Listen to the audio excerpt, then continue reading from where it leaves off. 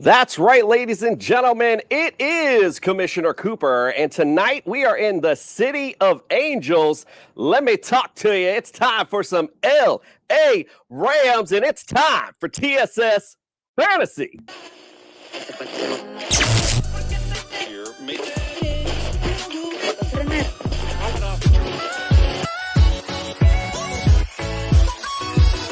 Yeah!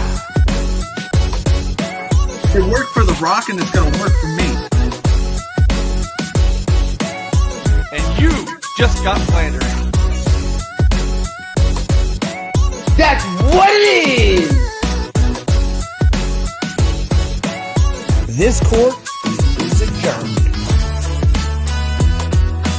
It is Commissioner Cooper. Welcome to Sophistication Station. I'm here to save your fantasy rosters. And it's time for TSS Fantasy. Indeed, it is time for some TSS Fantasy. We are in LA, my friend, covering these LA Rams. Let's welcome into the studio Justin Jesus Herrera. Hey, Commish, give me that intro one more time. Give me that intro one more time. You like not this one, the pregame intro. Give me that one more time. The what you mean the pregame? Which one? Hey, we're ready for some LA. Come on, You like give me that one more time. All right, well, let me talk to you. It's time for some LA Rams. Yeah! Gotta love it. Gotta bring the party. LA Rams time. One of my favorite rivals. It's mostly because I really don't have anybody to talk shit to, so I feel like I'm right the entire time. You know, I'm like, yeah, you guys suck. Oh, LA Rams fan? Oh, wait, no, there's nobody there. No, I only kid. And like I said on my tag right there, Sean McVay did sell his soul for a title, but hell, Kyle Shanahan doesn't have a title and Sean does, so I guess who's winning there, right? But yeah, man, freaking super excited. Hopefully we can get Fred and Nick in here tonight. Yeah, eventually they'll make their way in. That's okay. We got plenty of time to bring them in. By the way, I'm just going to pre-call myself out. When I do the Dr. Miller segment, I say L.A. Chargers like a dumbass. Anyway, look, Nick just popped in. Let's give him a quick welcome. Most people in L.A. don't know who's repping their team. You know? Oh, boy. He's getting our guests fired up tonight. Let's welcome in Nick. You got Flannery Macaronis with some glasses. I love it. I am in for Hollywood. All right, this is Rams country this evening. I am so excited. I am so excited because I just dropped $2,800 on my son's new Taekwondo membership. Nice, congrats, and Nick, you're about the opposite as Hollywood as you can get. So I know. I am as opposite as Hollywood gets. But look at that bright yellow shirt. Look at that thing. Yeah. Where did you find that out in the dad aisle in Walmart or something? Adidas. I think I got it at Ross you know what? You can find deals there, but I hope LA can cure its aches and pains. I'm waiting to see. That was nice and smooth. Okay, I like that. All right, well, listen, don't forget, go to that dad joke right there. It's always sunny in Philadelphia. Listen, I'm the king of the dad joke, so I'm with it. All right, well, don't forget, go to tssfantasy.com. We got all of our latest and greatest rankings up there, so go check that out if you're doing some drafts, getting into draft season. So go check that out today. I really got to update. I keep talking about it. I better do it because we're in draft season now. All right, let's also, don't forget, go to our sponsors. Go to Underdog Fantasy, promo code TSS. We'll double the deposit up to $100. Also, Jazz Sportsbook, use the promo code TSS there as well. Lots of great promos there, so check that out. And if you're looking for some championship bling for your fantasy champion, go to Pro Am Belts. They got lots of great stuff. Bling, bling. All right, fellas, I'm going to bid you adieu. Oh, and before you go, if you're watching, before I forget, hit the subscribe, notification, like, comment. Little things stopping you from doing it.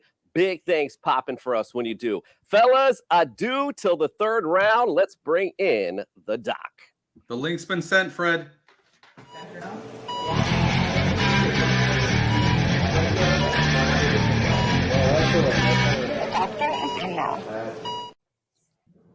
The doctor is in with everybody saying L.A. Chargers. Let's get it on, Doc. What's on the house call?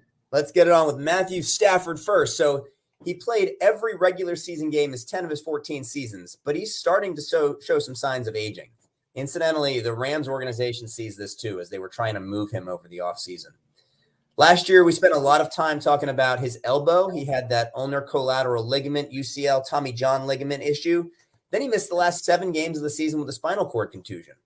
So they say Father Time is undefeated, right? And for the 35-year-old Stafford, I think his best days are behind him, unfortunately. We're going to go 80% of the bench. Moving to Cam Akers. We've talked about his 2021 training camp Achilles rupture and his crazy fast recovery a lot on this segment. Remember, he went on to play only 5 months after his Achilles repair. This was due to the internal brace surgical technique, which was popularized in that Tommy John ligament. We're going to talk more about this when we get to San Francisco. The repair was enhanced with some surgical tape that acts like a seatbelt to protect the repair. So after some drama last season, Akers should be the man this year. In season 4, it's going to be his breakout season. Achilles is good to go. He's good to go. 40% to the bench for Cam Akers. And lastly, Cooper Kupp. He missed some meaningful time last year, right? I think he played in just 9 games due to a high ankle sprain that ended his season. And then he had a tightrope procedure, which we've talked about extensively with Tua to help stabilize the high ankle region. The original timeline was 6 to 8 weeks. It looks like his recovery is progressing very nicely.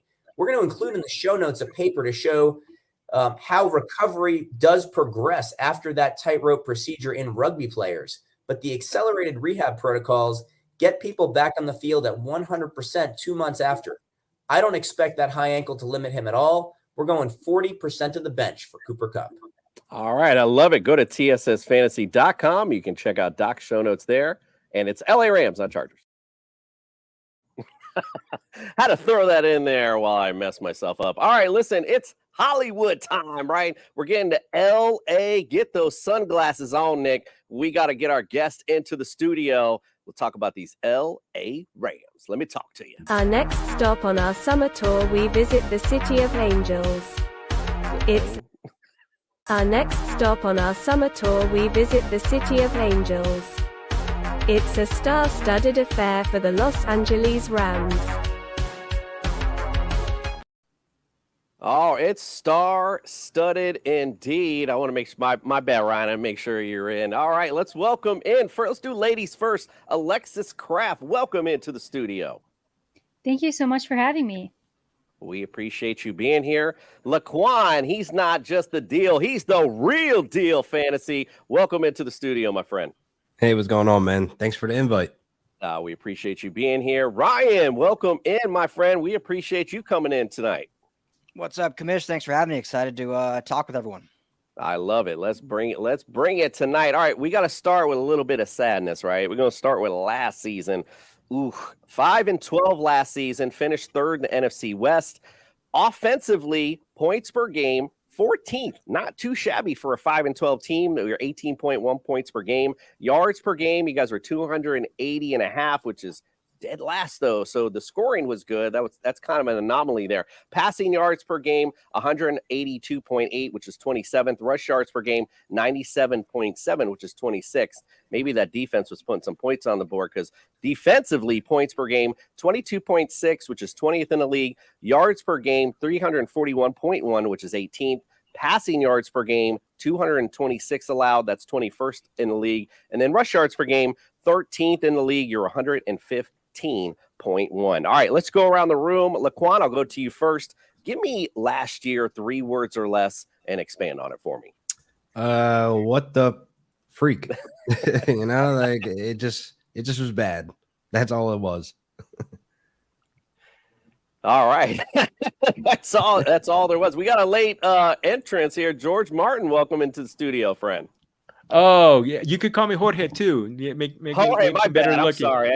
I should have had you pregame. My bad. All right. Well, welcome in, Jorge. Appreciate you coming in tonight. Oh, it's so good. Oh, and I get to see LQ again. We got to hang out at the Scott Fishbowl draft on Saturday. My man, how are you? Man. Awesome. Like to bring those connections in. Absolutely. All right. Well, Jorge, Laquan just laid it out for us perfectly. It was just horrible last year. We're going around the room. Alexis, I'm going to go to you next. Give me 3 words or less for last year and expand on that for me.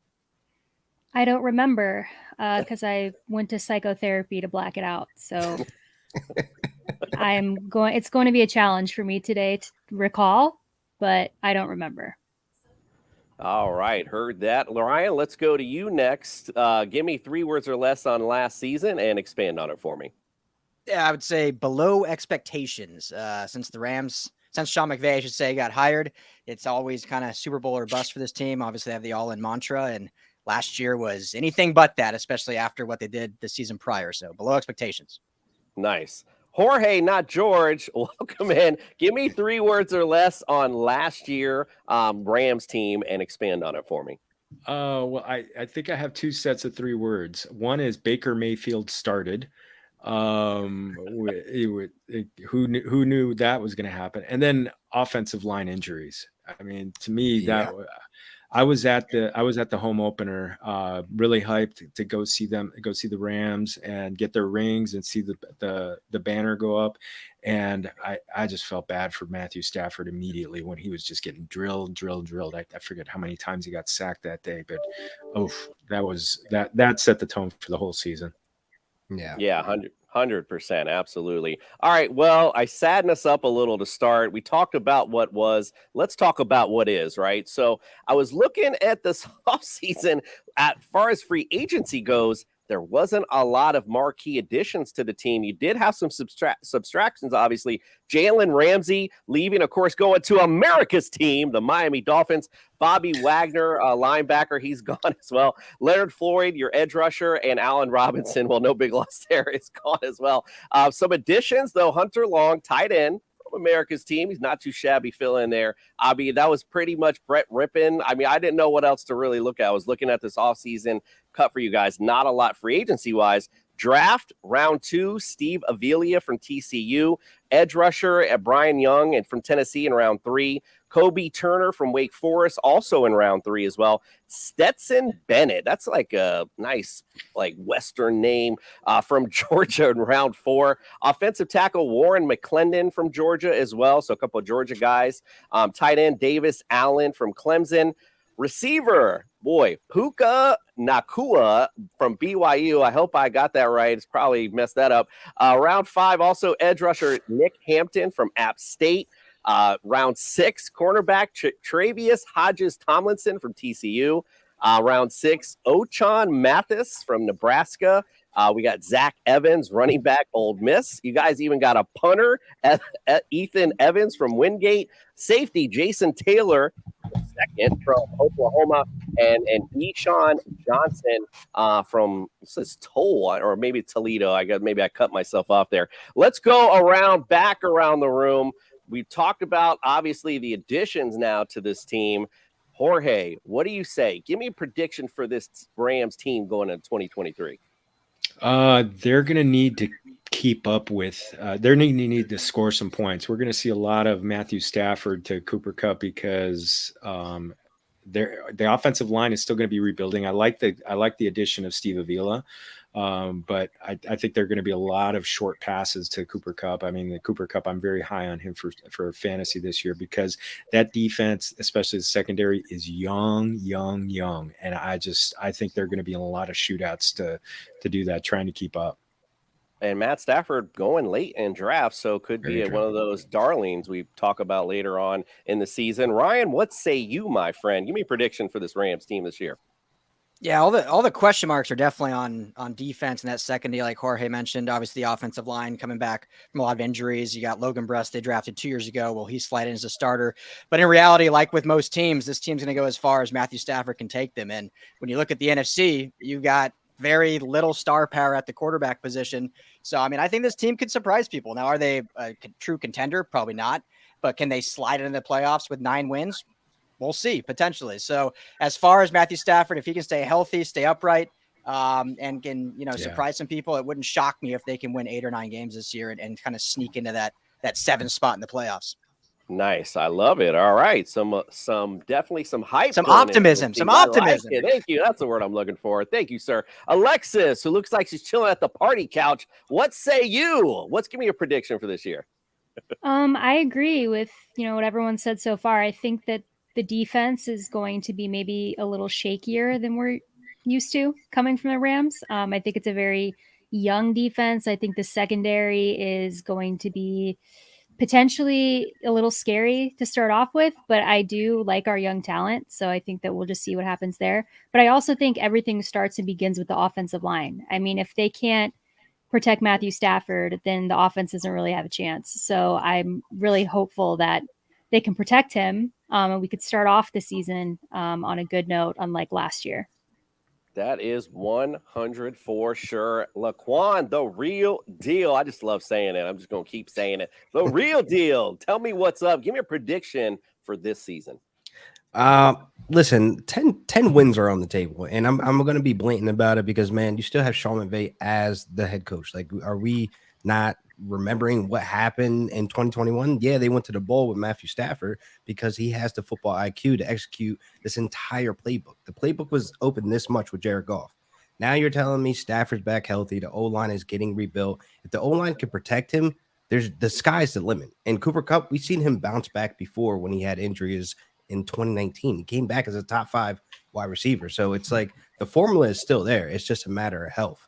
And I really feel as though last season guys just got that, that Super Bowl hangover, not take care of their body in the off season. Oh, training camp. Oh, we just won a Super Bowl. Who cares? So we kind of expected some setback, but not like that. That was disgusting. You couldn't watch that. So I'm really optimistic about this offense. And then a little bit on the defense. Yeah, it's young, but you got some guys that can fly around that defense and make big plays. Like, yeah, they're young. Like, just because they're young doesn't mean that they can't make the big plays. I mean, Jalen Ramsey was co-signing, Kobe Durant, and he's sitting there, just saying that this defense, they're in good hands. So I really like the co-sign from Jalen Ramsey on the way out. So he's hopeful for this defense. And you still got Aaron Donald, AD 99, man. What are we talking about, man? What? I know I saw Mike McDaniels trying to holler at him at the UFC. Like, come on, bro. Come on down, please. I think he'll retire. He'll retire before he leaves.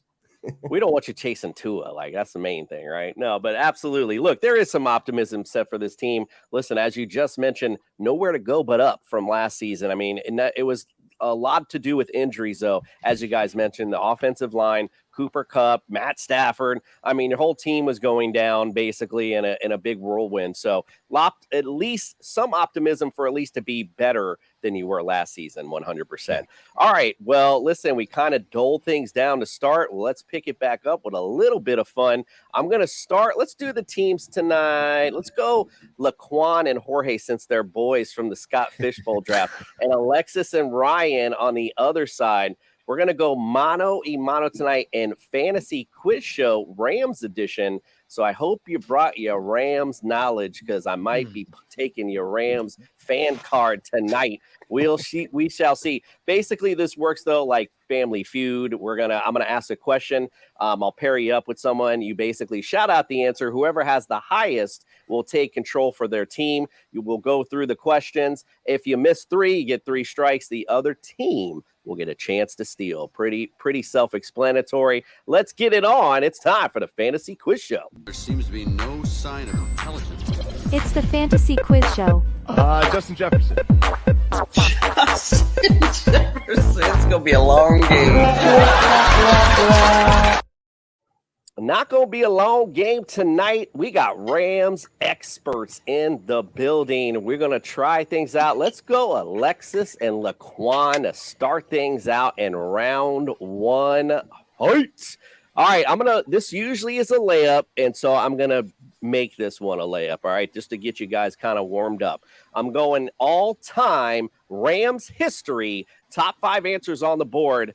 I'm looking for your rush TD leaders. We just shout it out.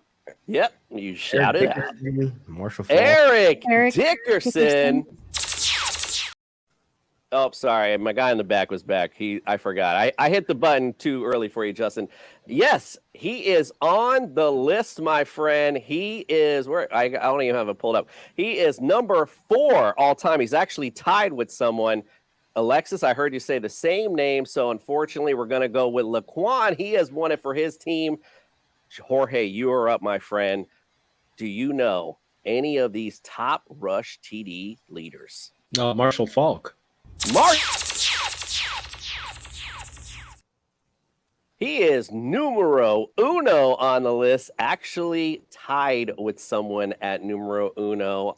So great job there. 58 rush TDs. Laquan, what say you? Steven Jackson. Steven Jackson. That's who's tied with Mr. Dickerson at 56 rush TDs. All right, Jorge, what say you? You know what? Kind of recent. Todd Gurley. Todd Gurley. Actually tied with Marshall Falk with 58. With number 1 all time on the Rams list, believe it or not. Well, Laquan, man, listen, if you get number 5, I might send you some tickets to Disney. No, because you're going old school though. So there we go. I'm going to give you guys a little hint because I've never heard of this name in my life. Do you know it? I think I know. Oh, I don't know. If it's before 91, I don't know. All right, Judge.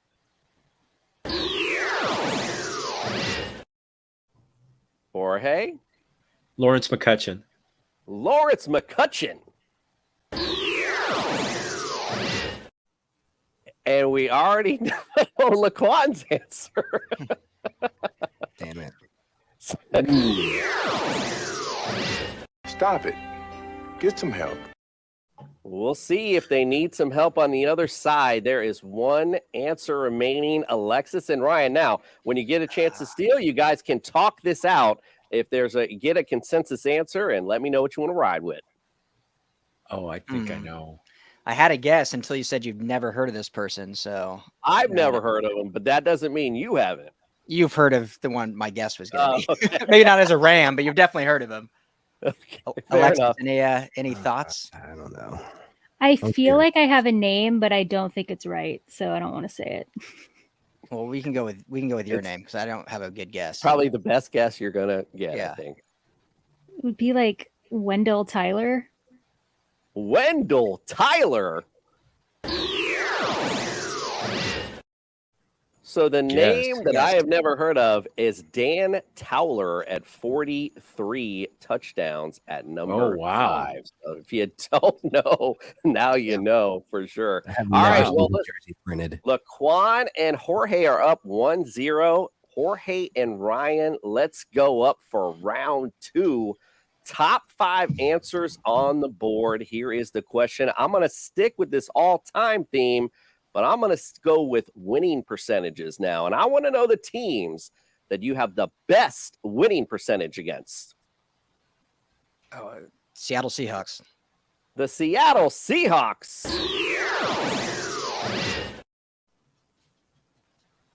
I would say New Orleans Saints.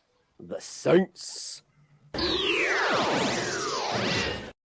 This is the one that trips everybody up, guys. So this is why we bring this out. Ryan, back to you, friend. Let's go Atlanta Falcons. The Falcons. 29 teams to go. All right, Jorge, what's you say? Make the loop. I'm trying to think. Gosh, I was convinced it was going to be the Saints. Not the Cowboys, not the Vikings. Let's go with the Cardinals. The Cardinals.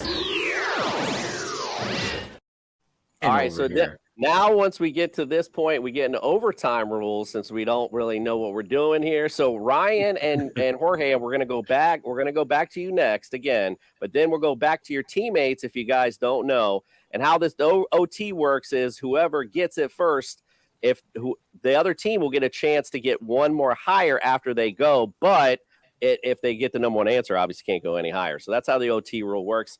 Ryan, go to you. What's your next guess? All right. Let's just go Philadelphia Eagles. The Eagles. Jorge.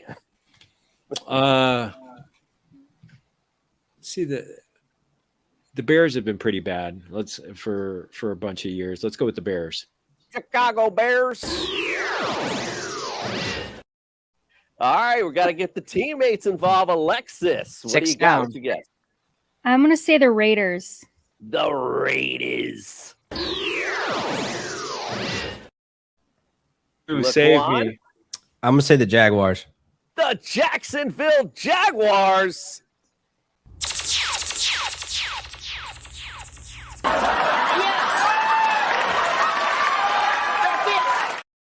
Not only is it correct, it is the number one answer on this list. Your team, man. Remember, winning percentage was the question. You guys are 5-1 all time against the Jags. Number 2 on the list, the Houston Texans. You guys are 4-1 all time against the Texans. That's 800 winning percentage. But then I was like, the Jags suck.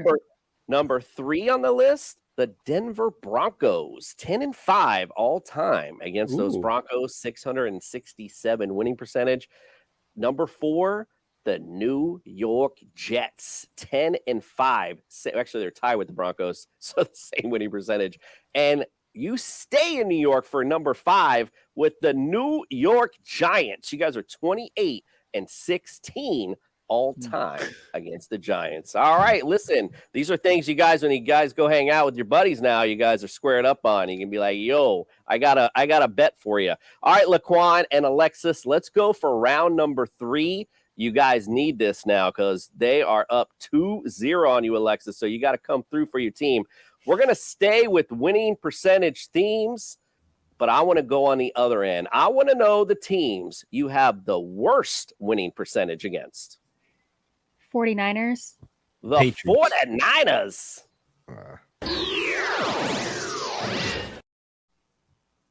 I said Patriots. I said Patriots. Patriots.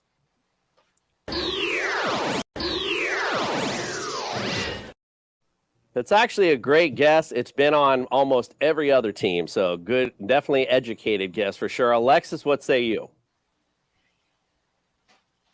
Oh, no.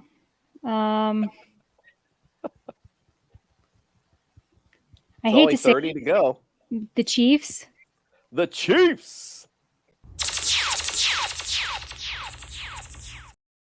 Oh, Chiefs nice. are on the list. However, they're number 5. You're 5-8 against the Chiefs all time. Laquan, can you steal it for your team with something higher? I'm going to go with the Packers.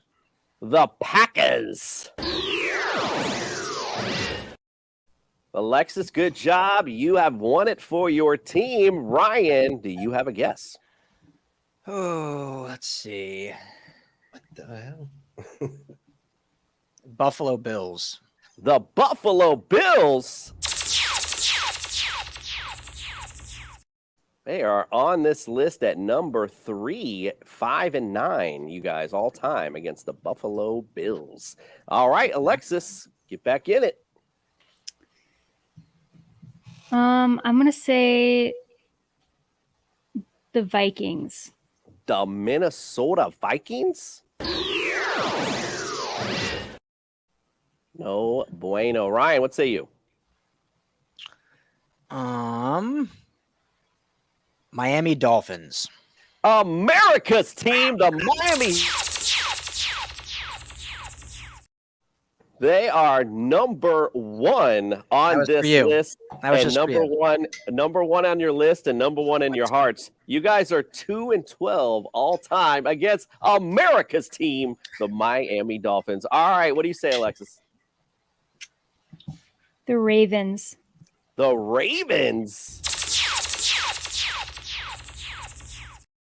This girl is on fire. 3 and 5 at number 4 on this list. So you guys got you only have 1 strike, and you're only missing number 2 on this list. Ryan, do you know it? Indianapolis Colts. The Colts? Alexis, can you close it out? I'm going to say the Steelers. The Steelers.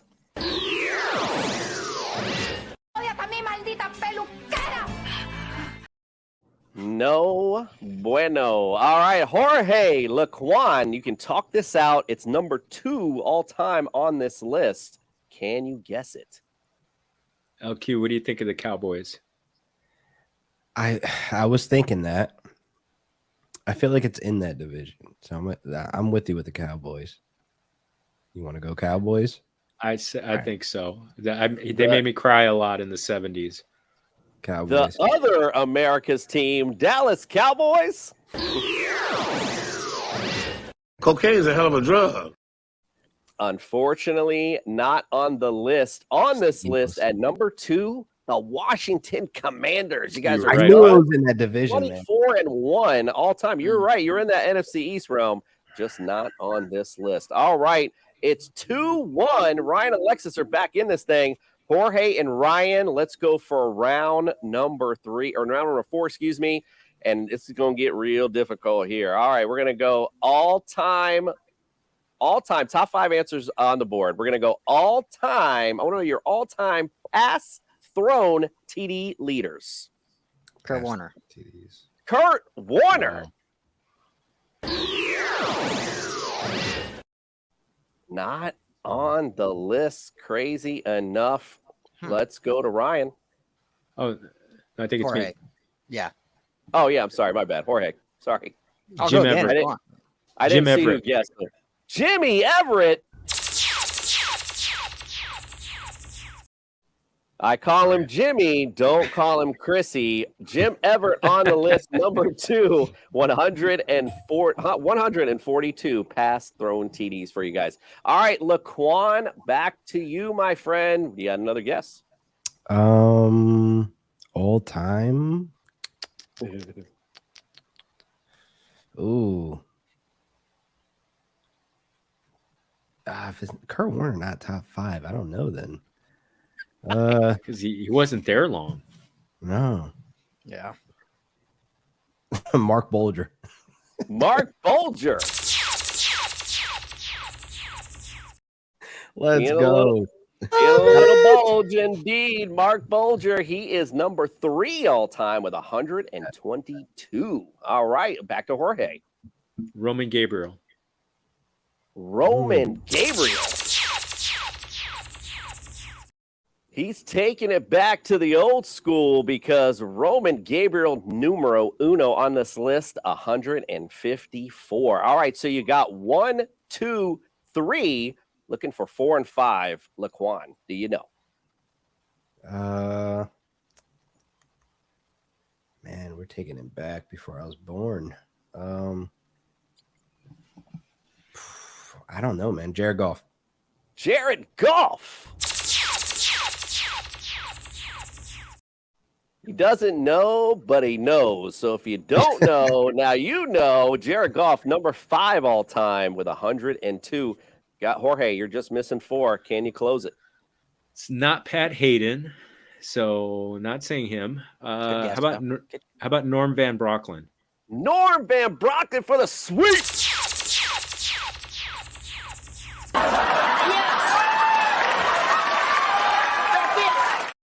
Great job indeed. He is number 4 on this list with 118. All right. Well, congratulations, guys. Great game. Nonetheless, we appreciate you guys playing. I hope you enjoyed it. Had a little fun anyway. But Laquan and Jorge, you are tonight's winners.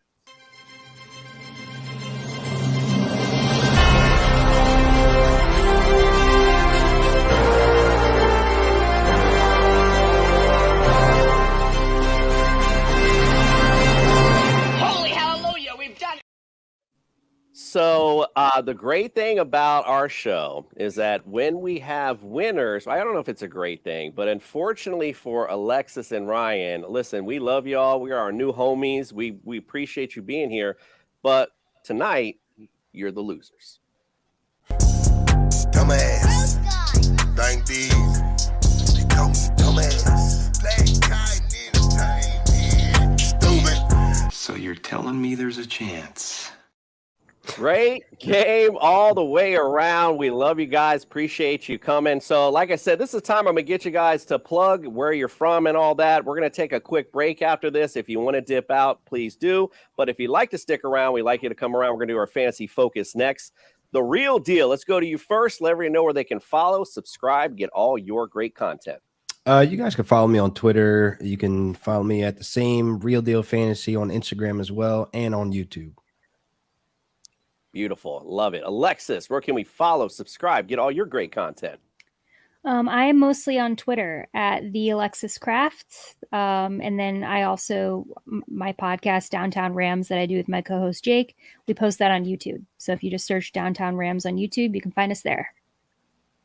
Love it. All right. Jorge, how about you, my friend? Where can we follow, subscribe, get all your great content?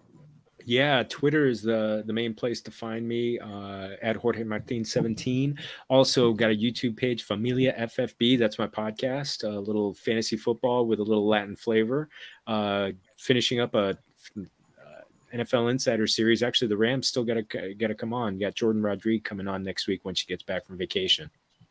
Love it. Well, listen, all you Rams fans, go check out all this great stuff. Ryan, let's get to you. Where can we follow, subscribe, get all your great content?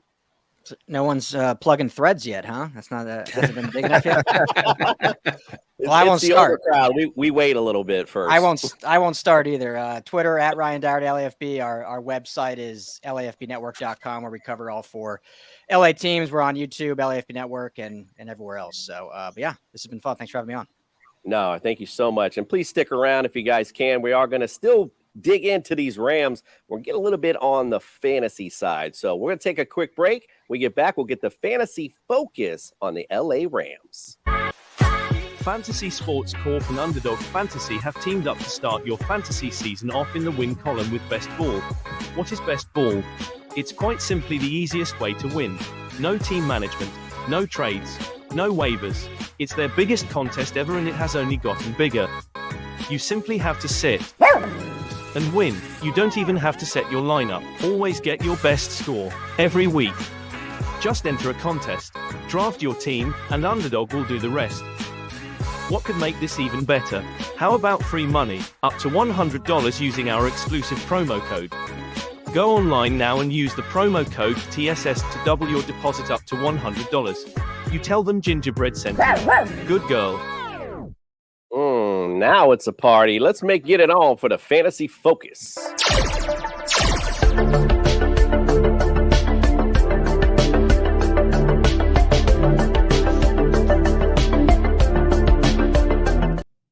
Yeah, you know the host is from Miami with those graphics. Oh, let's welcome in Fred the Jester Reyes, who is a little late sub. Welcome in, my friend. Yeah! Let's go talk about these damn Rams. Let's go. Yeah. Doesn't come off the same when you're late, bro. The is only good when the intro's over. Then you come out with the yeah. It doesn't work now, bro. Florida Storms are killing our internet, man. I don't know. Understand. I know. I'm still on my phone Wi-Fi. Supposedly it's going to be fixed tomorrow. It's so ridiculous out here. All right. So anyway, let's get it on. Let's talk about these Rams. Matt Stafford. Now, I got him ranked 17th, but I'll be honest, after sitting here and listening to Jorge, I'm like, damn, he's so right. That makes perfect sense. So all my little analysis that I have about him being older and I don't really know and this, man, Jorge, you really hit it on the head because I was talking about a few teams already in our summer tour that the defense was bad, so it makes sense for them to be good. Matt Stafford's already good, and he's got weapons. Man, you like totally in mid-show have changed my focus a little bit, and a great steal, by the way, as I mentioned earlier, from Matt Stafford. We got a lot of people in, so I'm not going to bore everyone with my crap. Let's go to Fred. Since you just came in, what do you think about Matt Stafford? I got him ranked 19th. I think there's gonna be a fall off this year. I don't believe the Rams are gonna be very good. I know we have a lot of Rams fans. I just don't see it happening. I know the division is a little bit weaker, but I could definitely name off 18 quarterbacks better than Matthew Stafford. So yeah, like I said, he's a little bit older. I'm sorry, he doesn't move like he used to.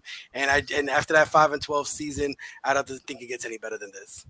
I'm sure our Rams guests are looking at the guy with the orange shirt and the mallet, and they're looking at the paper like, okay, bro.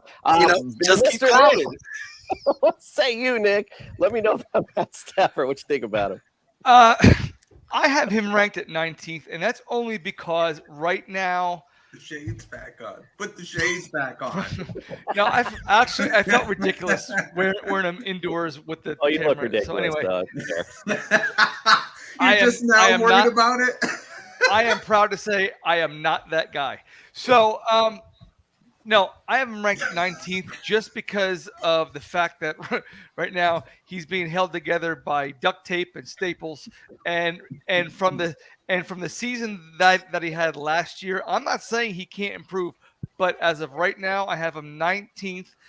When he comes in and he performs better, obviously I'm going to move him up. But as my wife always says, perception is reality, and until reality is changed. So until I see an improvement, I have to leave him at 19th. I'm not saying that's his ceiling, that's his floor. So hold on, let me get a pen.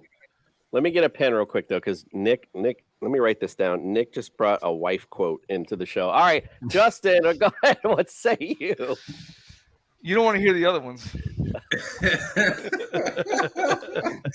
I just love how Nick ditches the gimmick right when it gets to the interesting part, when he can talk a lot and stuff like that. That's when he's like, no, I'm going to go back to the regular I glass. can't take myself seriously wearing them sunglasses indoors. All right, no one cares about Nick's glasses. Let's go. Obviously, Justin does. Yeah, obviously. I thought it was a good look for you, Nick. Anyway, so I'm going to go with 23, and everybody's going to look at me like, well, you're just a hater. Yeah, but guess what, guys? He had a spinal cord injury last year, and he had a concussion problem. I don't like that. He's already one of those guys that has taken a beating his entire career. He's played with elbow issues. He's played with hand issues. He's tough. He's durable. But just like any great fighter who's tough and durable, there's that one breaking point where it's just never the same anymore. I think he's kind of hit that point. Not to say he's not going to be a good quarterback when he's on the field. I'm just saying I don't know if he's going to stay on the field the entire season. So I think 23 is an appropriate spot for him. So it seems like, before we get to the real deal, it sounds like all what you guys are saying is like not really good for redrafts, but maybe somebody you want to invest in for best ball is what I'm hearing from you guys, because this guy could be money early, but then as you're saying, maybe those injury bugs hit and we'll see. But Laquan, what say you, my friend? Where do you got Matt Stafford? Listen, I got Matthew Stafford in the 15-16 range like everybody else, but the upside is just beautiful if you're going to wait on a quarterback, because you got to understand with Sean McVay, man, he's going to adjust, and we might see a little bit of 2017, 2018 Sean McVay with Mike LaFleur at OC, and Mike LaFleur loves to get his running backs involved. We all fell in love with a bad O-line, by the way, was the 2017, 2018 Rams with check down, check loops. That's what we put the Nuka. And I'm going to know this offense is going to be completely different from what we saw last year and probably years before, even though we won a Super Bowl. So I think the job and objective is to keep Matthew Stafford upright, because the guy was sacked like every single play last year because of the O-line was broken. And 59 sacks the Rams came up last year. That was third most in the NFL. And that's the most sacks ever given up under Sean McVay. So it's just kind of like, what do you expect from a guy who's already, we know who's tough, going into training camp, hurt? So it's like you got all these factors, and I'm not going to even play it into this season because, again, you nail on the head, Justin. Matthew Stafford is tough. He's going to play through injury, and that's exactly what we saw last season. I mean, remember 2010, he got injured and came back the next season and got comeback player of the year. So I believe in that Matthew Stafford still in that body. Hey, Laquan, Joe Burrow's calling. He's saying, cry me a river. Joe Burrow got to worry about Patrick Mahomes. He got to win a Super Bowl too. You got enough to worry about. I hear you. Alexis, what say you? Where do you think Matt Stafford ends up this year? Is it somebody you're looking to draft? I think he's probably not someone that you want to draft as your starting fantasy quarterback, but he is definitely worth, I think, a mid to late round pickup because there is that really high upside where once the season starts going, if the offensive line is protecting him, I think he's going to have a really good season. And if you're lucky enough to have him on your roster, he could move into that starting quarterback spot. But I obviously understand that the odds are probably not in his favor in terms of being a super productive fantasy quarterback. So I won't advise drafting him that high as a quarterback, but I definitely think people should be picking him up in later rounds. The odds are forever not in his favor. All right, Ryan, what say you? Yeah, kind of on the same thing. Like, if we're talking purely NFL quarterback rankings, I have Stafford much higher, but we're talking fantasy, obviously. And I think, like what everyone said with the concern last year, what it's going to happen this year. But I think more so just the offense is going to shift a little bit. McVay is going to go back to that kind of zone style running scheme that's going to take the pressure off Stafford. When Stafford came in that Super Bowl run, it was like the shiny new toy, and he just wanted to sling it everywhere and show off his arm, open it up, have fun. Exactly. And last year, obviously, he couldn't do that because of the offensive line and injuries, and you lose Cooper Kupp, and Allen Robinson never meshed with the team. So I think this year they're going to get back to that. Hey, we have a stable running backs. We got Cam Akers. We drafted Kyron Williams, drafted a great kid out of Ole Miss. This draft, let's use those running backs. Let's let Matthew Stafford kind of game manage. And if we have to in crunch time, then he can unleash it. So all that being said, fantasy wise, I think he's a much lower, in that 18, 19 range, but in purely just looking at a good quarterback going into the season, I think he's much higher than that. But fantasy wise, I think everyone's kind of right on the right path. Jorge, where do you have him, my friend? You know what? He's number 21 on Underdog drafts right now, and I think that's too low. I think he should be 17, 18 thereabouts. I look at him; he's my one of my favorite targets for Superflex leagues, where I'm grabbing a second quarterback, or just like a backup quarterback, and I'm definitely targeting him in Underdog because he's only a year removed from a 4,800 yard and 41 touchdown season, and he's still got Cooper Kupp, who is going to command 170 to 180 targets, and he's gonna have a big year by himself. So and the fact that he's going to be in shootouts because, like I mentioned, because the defense is not going to be particularly good.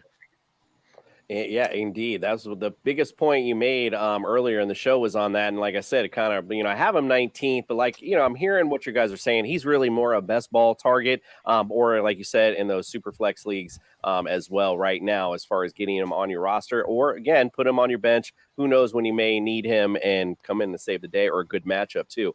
Let's go to the running game. Cam Akers right now, I got him ranked 21st. I'll be quite frank with you. When I saw Cam Akers in that Super Bowl game, mad impressed to come back from that Achilles injury and to come back with speed. Like he didn't come back and it was I was impressed with his speed on the field. So last year, again, a little bit of a disappointment. Thought he'd be a little bit better from, going back from that Super Bowl performance. Very excited to see him. Just not really all that impressed with Cam Akers. But again, back into this offense, what are they going to do to get time for Matt Stafford? They're going to try to run this football at least a little bit, try to leave some of that pressure off of Stafford getting hit so much. So I like Cam Akers this year. Think he'll be utilized and get, like I said, the pressure off of Stafford, maybe some dump offs too, PPR wise. So I like him a lot. You guys were talking about Kyron Williams as well. Sony Michel's there as a handcuff as well. But Cam Akers 21 for me by RB2 range. Nick, what say you? I want you to keep in mind the number 31. I'm going to use it now, and I'm going to use it later on in the show. The number 31 is what the Rams' projected offensive line rank is going to be this season. So we just talked about Matthew Stafford coming back from injury. If you're behind the 31st ranked offensive line, it's going to be a long season. And what do superstars do as they get older? They don't want to get hit as much. So we're going to see a lot of three-step drops, fire off the tackle's butt, run a lot of slants. So which is going to close the running lanes and the opportunities for Cam Akers, especially when we had just said that they're projected to have a 31st ranked defense as well. There's the second time I just used 31. They're going to be in shootouts, which is going to be a negative game script for Akers. So he's going to be used more as a receiver. And if they even sniff the 2 or the 1 yard line, he might get over the hump. But it's going to be tough when you got an offensive line that is that bad and a defense that is that bad. It's going to be a lot of negative game script.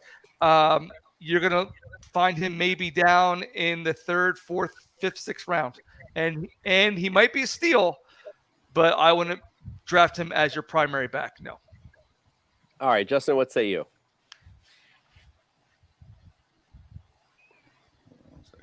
All right, sorry. I got him at 20.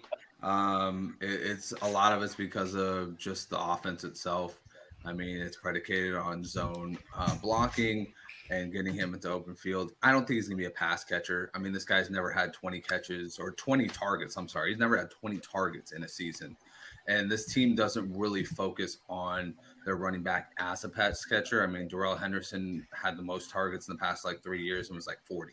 So that's not really something you want to bank, him being the next, Austin Eckler off of. So, when it comes down to it, the organization's had its problems with Cam Akers in the past. He was a day 2 pick, if I'm correct, round 3. And, at this point, it could be they could have just drafted the next guy, Zach Evans. He could be out the door after this season if they really wanted to. I mean, I think this is a contract year for him. So the way I look at it, he's had injuries in the past. And Sean McVay is kind of like Kyle Shanahan in the sense that it's next man up always for them. They're always thinking about who can replace this guy.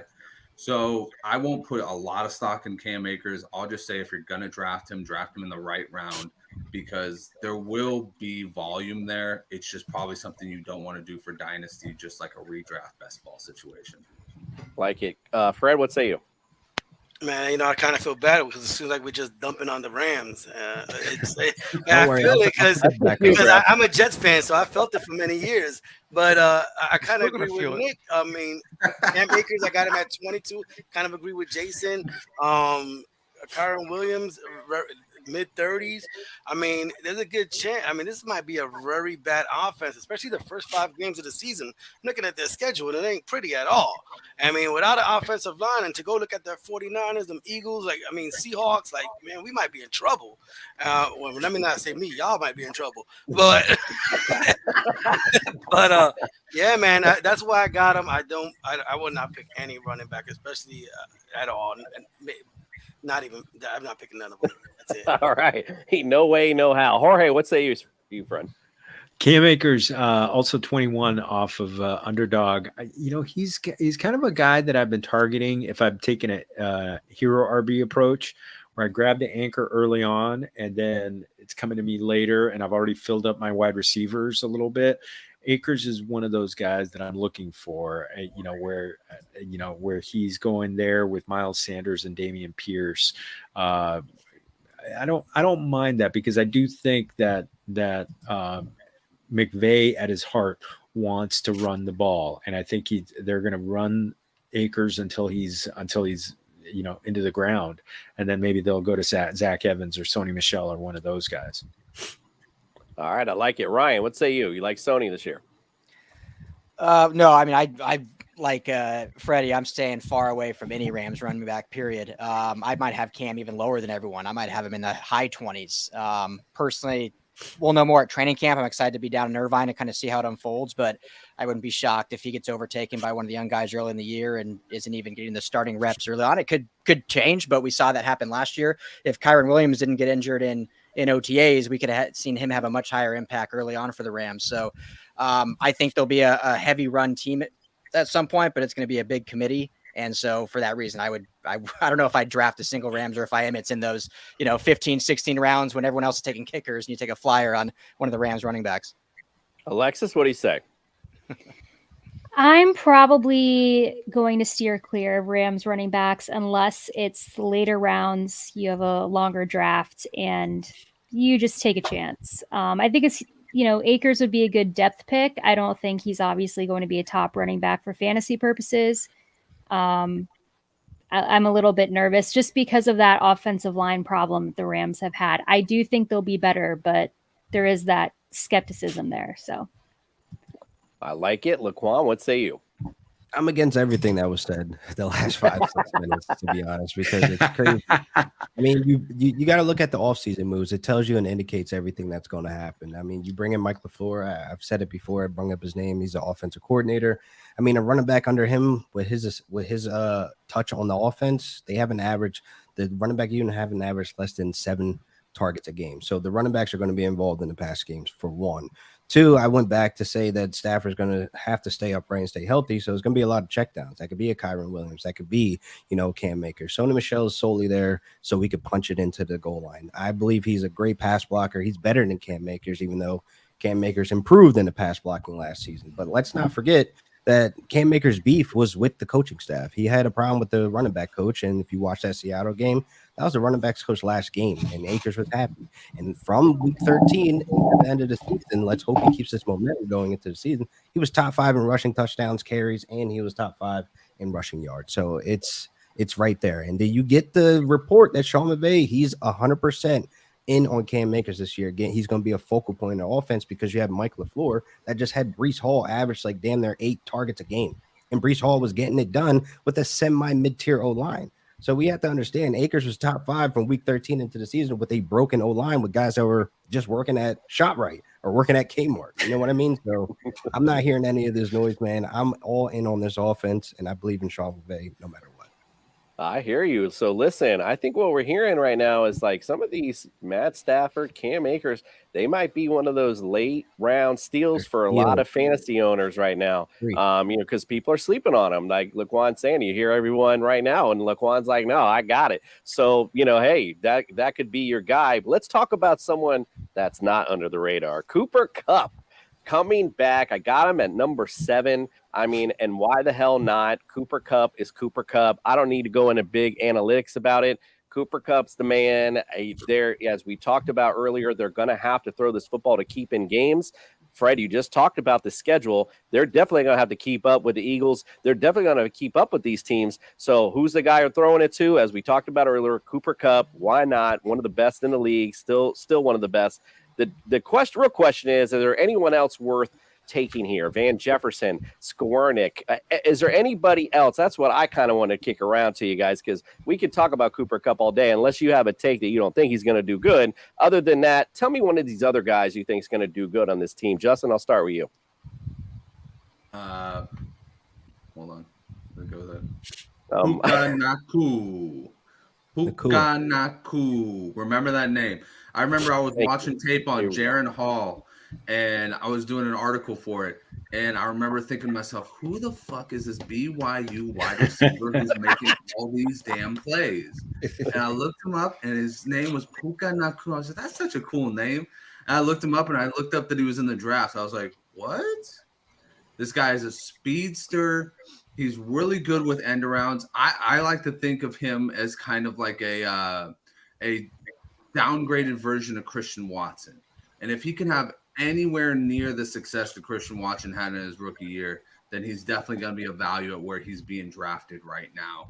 Go out and see if you can steal Pukanaku in the last round of your drafts. No, I can't forget that name. That's all I got to say. Fred, what say you? I will take a flyer on Van Jefferson. I've had him a couple of seasons ago.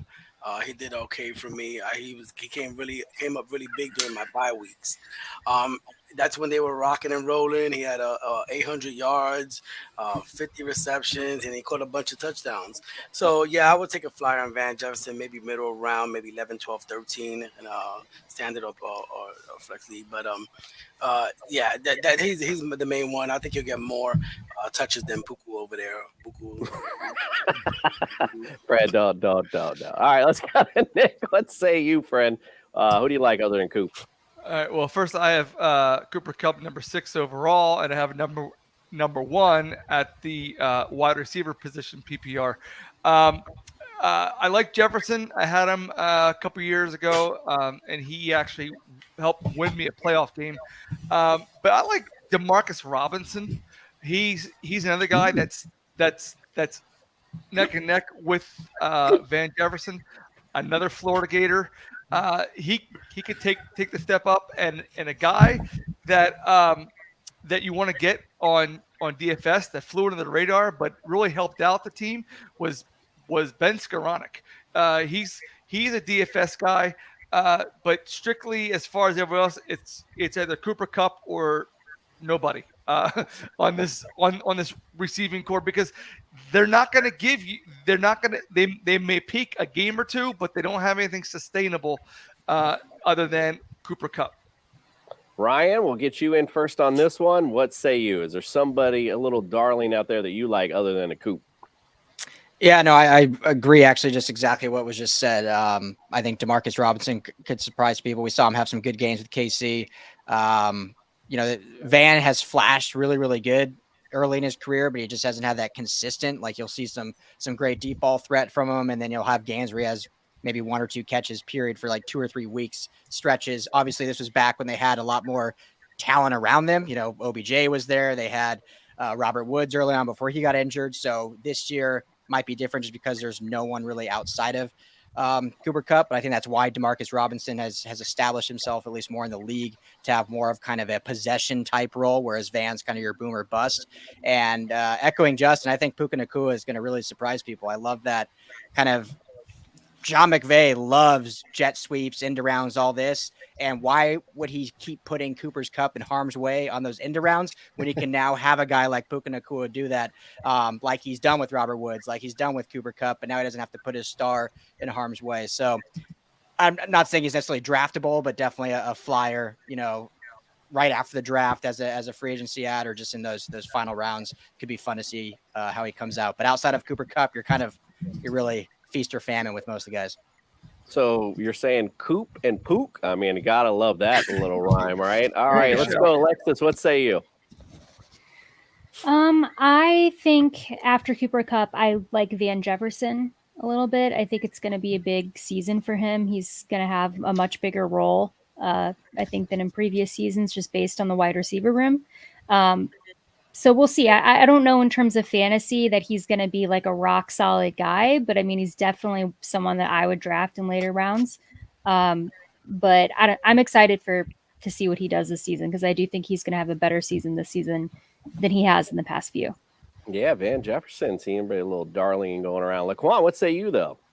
Yeah, he's one of those guys you target in the mid to late rounds. I mean, not mid, but late rounds. I really feel as though Van Jefferson, this could be a breakout year for him. And the thing that just sits in the back of my mind is like getting my expectations right is he needs to stay healthy. And that's the number one thing. And, he came in banged up last season. He couldn't really catch a groove and really get into routine. So, I'm hoping this season, this whole off season, that he stays healthy, no surgeries, no random, ankle rolls and stuff like that in training camp. And, if he takes care of his body, this could be a good year for him.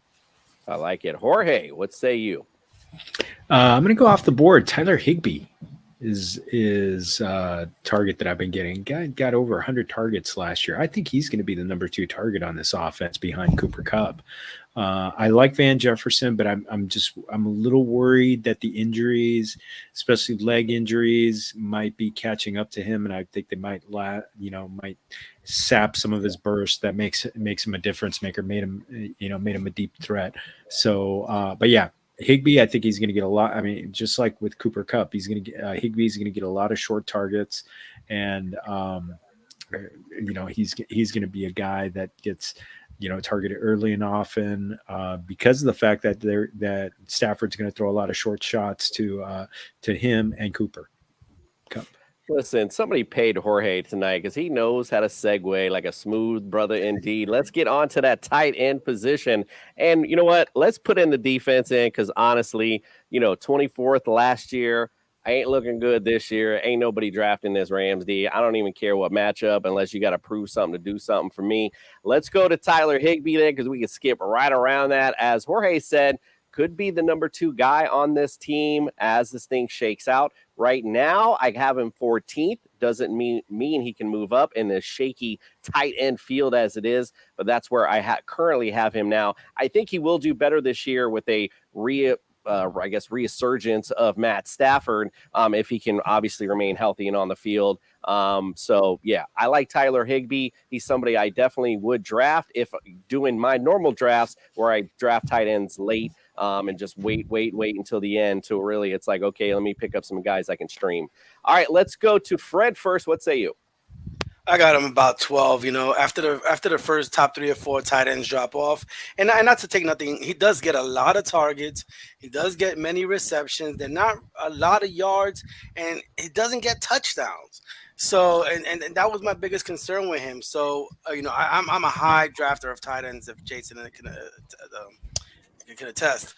I'm not going to draft him. Hey, more power to him. I got him about 12, and once again he's going to get targets. Can he get into the end zone? That's my biggest worry. I'm glad you brought that up, Fred. Just so everyone who's listening and watching, as you can progress in our show this year, when we bring up our starters of the week, just know that every week Fred's starter at tight end is Travis Kelce. Ooh, big stuff there. Nick, what say you? Shocking. Right. Yeah, Tyler Higbee, like I said, he's one of those guys.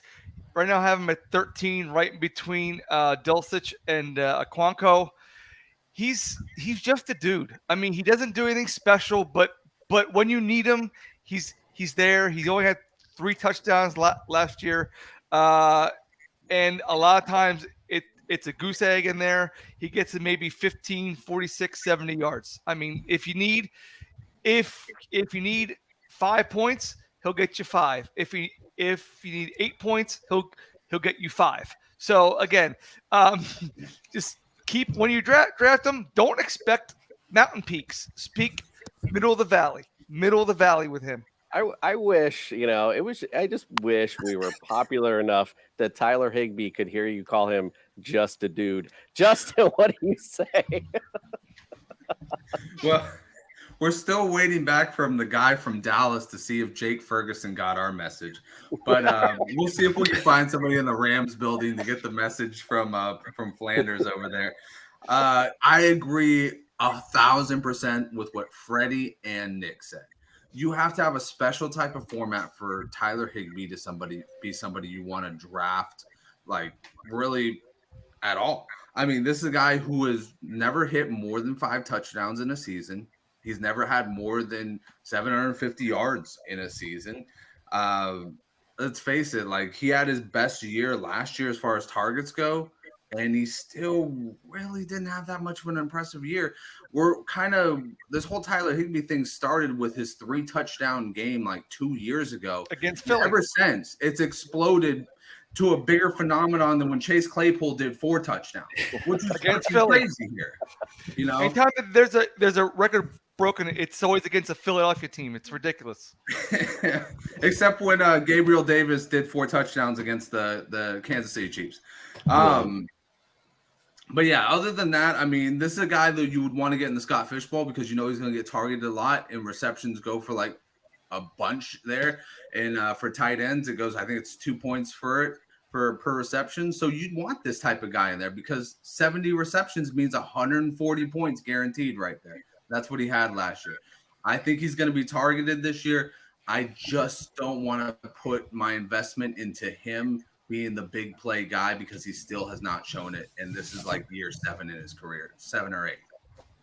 Jorge, you want to expand on what you had talked about earlier with Tyler? Because I know you already kind of got into it with him.